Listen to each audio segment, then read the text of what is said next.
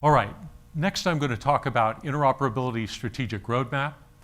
We spent a bit of time looking at the different stakeholders that are involved. This is a way in which you can try to get that alignment of the multiple stakeholders in order to make progress on standards making and interoperability. So the path forward is a spiral. That is, it's an ascending spiral, if you could look at the staircases, maybe going up and the people rising up rather than walking down the staircase. It's a series of steps that follow more of a maturity model, a continuously improving maturity model. So if you looked at the start of the green button was given as an example, or any standards effort, it starts with some very simple things and it tends to build over time with improvement. We add things like we understand that the testing and certification had problems with the standard in terms of interpretation, so we fix them. We find out new ways of doing something and we incorporate those new ways into the standards. So it's a continually improving process, and the types of techniques that are involved with really road mapping and doing standards making tend to be maturity techniques. If you're familiar with ISO 9000 in an organization, you start out with initialized, you don't know what you're doing. Next you start managing, which means you start writing down what it is that you're doing. And then you improve that up the line and progressing until you optimize the type of work that's involved there. We did some work in the Grid Modernization Initiative to actually take a road mapping process. We borrowed something from the International Energy Agency on road mapping development. These are very simple phases in terms of, I think they're fairly straightforward in understanding, in terms of their qualification and scoping, doing a planning, doing a visioning step, and then getting into roadmap development process and the implementation and alignment aspects of that. So some key things with regard to interoperability road mapping is you need to have that strong stakeholder engagement. And I'll have another point, there's a place for regulators involved in doing that. Integration and with interoperability maturity goals, so you want to kind of figure out where it is that you are now and where you want to go to. You want to have some clear milestones, promote the timelines for doing this, and you want to have identification of the gaps and what needs to be done to fill those gaps. And that then goes into creating a clear action plan. So the main parts of this roadmap effort are in phases 3 and phases 4, which is the getting the visioning done. That is, why should all these people, stakeholders, to come together? Where do they want to go in some sort of commonly held way? And be able to then establish what that roadmap looks like.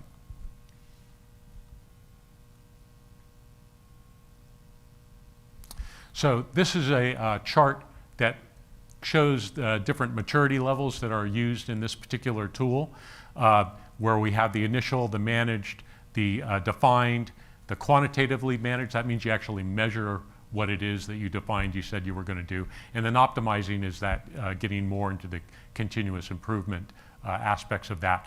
It's basically a culture change that needs to occur, and that's a culture change within that stakeholder community to develop that market ecosystem. You can see across the top here, these titles actually come from the GWAC stack that was presented in an earlier module.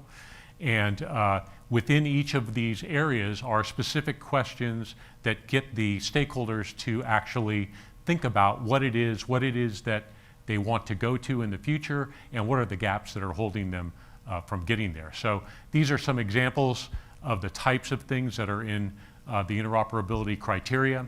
The first one has to do with you want to make sure that the overall operation of a system, when you have many components in it, if you're going to take one thing in, remove another thing, that the whole system doesn't have to go down, for example.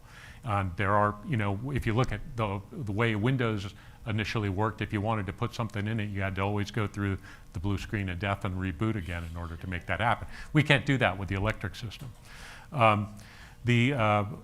where the interface, another one here has to do with organizational ones, and that's very much you need to have alignment across jurisdictions if you're going to go between jurisdictions, or you have to have alignment within the jurisdiction. So the regulatory policies that are in place, that could be a policy that has to do with cybersecurity or a business process that needs to be done, a rule, a law that has to be done. Those need to be consistently applied, and they need to match or be compatible with the business that this interface is trying to conduct. And then lastly, probably the easiest one is the technical items of the structure and format of the information that needs to be done. So in the case of the letter example, for example, we knew where you put the address, and we knew where the return address is, and we know where the stamp goes. All those things need to be put in place.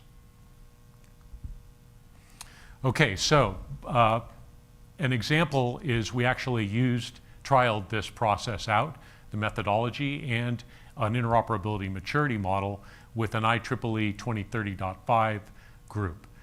We started with the standards working group, but really it was the work done in California with Rule 21 that brought stakeholders together, because California had the initiative that they wanted all these solar inverters to be put in place, and they wanted the electric system to still work reliably. So that brought a lot of people together. That was a great incentive for them to create an alliance and to work together on standards to move forward. So we did some outreach with this group. They happened to be finishing the second version of the 2030.5 standard, and they were into this visioning, road mapping type of process. We spent the time to get regulators involved from California and Hawaii. We had vendors, solution technology providers. We had utilities, primarily in California, but also in Canada, and I think in Canada, Hawaii. And then we had testing organizations. So groups that are, UL, for example, is a professional testing organization that was involved with this. We had standards development organization, IEEE, in this case was heavily involved in this work. And we worked on the gaps and themes for the 2030.5 ecosystem. We did this over a period of about 12 months, and we just published, or we sent to ballot, I should say, it's not published yet, a roadmap for this group for the next actions of the ecosystem. So just a couple of things of examples of what came from that. Most of the things were not technical in nature. And you might imagine a lot of it had to do with community building. There wasn't a great community around 2030.5. It's a relatively new standard. So there was just the start of some testing and certification, for example, that was happening with that. So one of the big things was they said, well, we don't want just 2030.5 for photovoltaic systems. We want them for batteries. We want them for electric vehicles. We want them for all these other functional areas. We want them for demand response. And so the only alliance they had was for photovoltaics at the time through SunSpec. So the first action, really, the highest level action, was to convene an alliance that is going to be able to go across all these distributed energy resources and the application of 2030.5 for those. It also included a marketing and education program that needs to be put together, testing and certification, and there's, that is a whole maturity process in itself. Security. There's a PKI certificate as a part of the standard. That's all baked into the standard itself, but you really need to have an authority in order to make that work. So you have to stand up some agency or some group with the authority with the responsibility and the authority to issue these keys. And so rather than do it for every one of these different types of things, they wanted a PKI organization authority over all of 2030.5. So a number of, I think, very important and strategically important issues for the roadmap process came out of that, and it was extremely important for utilities to be involved, or utilities, the regulators really, to be involved with that process. So my last slide I'm going to talk about is, what are some interoperability actions for bureaucrats to be thinking about or to be doing. And some of this has come up in the previous modules. The first is to encourage interoperability investment. So spend the time, encourage utilities and your own staff as much as possible to be familiar with interoperability and to participate in these efforts. The fact that we had the state of California involved in the 2030.5 effort brought utilities to the table. The fact utilities come to the table brings vendors to the table. So, regulators and legislators really kind of are at the top of the pyramid in terms of the types of incentives that can be provided for getting people to try to come together and make alignment. There are a couple of documents that were done to create, to talk about these incentives. The first one I'll talk about is this reference language for interoperability that was done as a part of SEPA, was done with facilitation from Department of Energy involved in that. We have others from NIST and others in the SEPA organization involved. It lays out some sample language that in each case it would need to be customized for the particular interface that's needed. But you could use things that would encourage, in a request for information from technology providers, you would ask them, what are you doing to be a part or to encourage interoperability in your products and services that you're providing? There's a series of, they really derive from the interoperability maturity model. There's about 20, 25 statements in there that could be used for RFIs or RFPs from utilities, and a regulator could ask that a utility actually show them that they do this in there when they're procuring this technology. The other one is from the Gridwise Architecture Council that David Forfia was talking about before.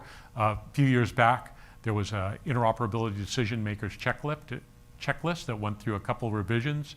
It talks about a number of things for regulators to think about that are relevant to interoperability. Make sure that proposals clearly identify the interface points, for one thing, that you are talking about an interface that this technology is going to be linked together.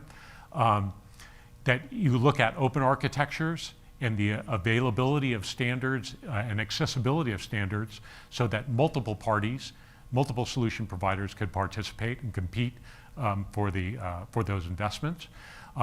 You want to look at things from a regulatory point of view in a more technology neutral fashion. The world changes quickly, particularly in smart grid types of areas. So if you're going to lock things down to a particular standard or a particular technology, even worse, right? Then that could be an obstruction or a barrier for the types of involvement that needs to happen within the future. And lastly, that ease of integration with legacy system, the fact of how are you going to migrate from what you have now into the future that was brought up in previous modules is extremely important. All of those are in these documents. I encourage you to take a look at them. They're in the links here in the slides.